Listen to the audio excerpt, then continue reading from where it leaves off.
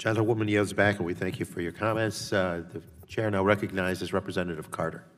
Well, thank you, Mr. Chairman, and thank all of you for being here. This is an extremely important subject. I believe that my colleague just asked all of you a question of whether you believe that climate change was real or not. I think if you were to ask that same question to everyone up on this dais, that they would say the same thing. Yes, it is. It is real. It's something that we have to address.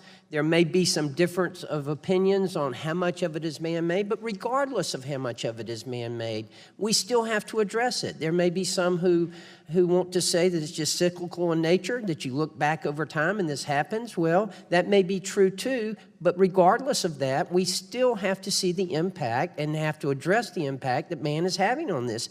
These are all givens. These are all things that I think all of us agree on and all of us are working toward. I want to start, and for that, I want to thank all of you for being here and thank all of you for your interest and for your work on this, because it's extremely important. We all recognize that. I want to start, if I could, with Mr. Worthington and just ask you, I've always been one who subscribes to an all-of-the-above type energy policy. I think it's extremely important for a number of reasons, for us to have safe and secure and dependable and affordable energy. And it's important for our national defense. It's important for our citizens. It's just very important. I noted that you mentioned in your testimony that you believe that an all-of-the-above approach is essential as well. Once we get beyond solar, wind, hydro, geothermal, and even beyond the traditional fuels, what are some areas that we should be looking for to play a greater role in the all-of-the-above fuels mix?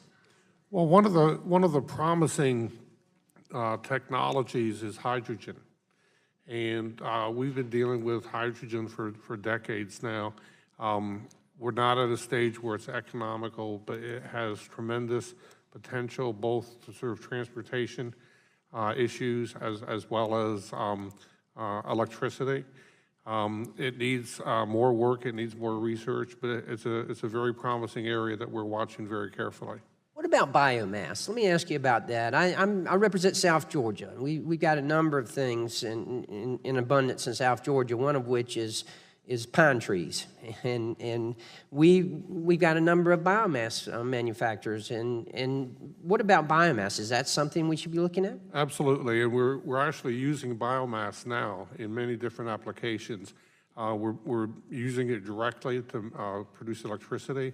We're mixing it with coal to reduce the CO2 emissions from a coal plant, and we're actually pelletizing wood and shipping it to Europe. There's many countries in Europe heat their homes with American wood. Why is that it's used in Europe, but not necessarily as much here in America? I always found that interesting. I visited a number of these plants in South Georgia, and that's what they tell me. We ship it to Europe.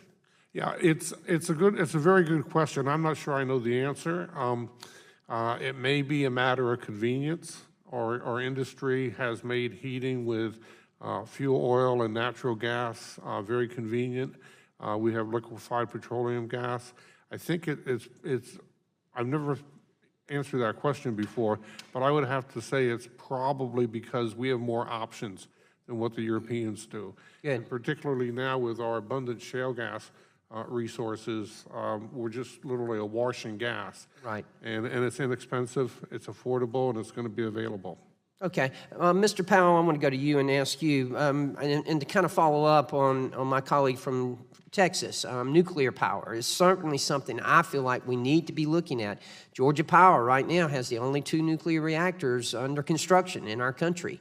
That's something that we are depending on and something I think we should look at very carefully. Can you tell me the role that you see nuclear power as playing in our country's energy future? Absolutely, and first let me thank you for your leadership in nuclear power, for the state of Georgia's commitment in getting those reactors built. That's incredibly important for keeping the national nuclear supply chain robust and strong going forward. I think the next generation of nuclear power in the United States will be much smaller, less capital intensive, and more flexible. So I think the future of nuclear power— We're certainly glad to hear that in Georgia. Yeah. Exactly.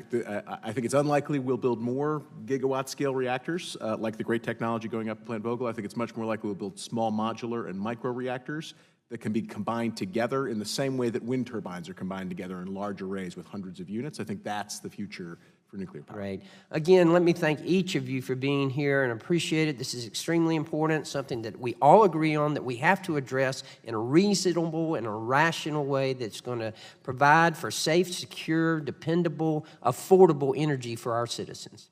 And I yield back, Mr. Chairman. Gentleman yields back. The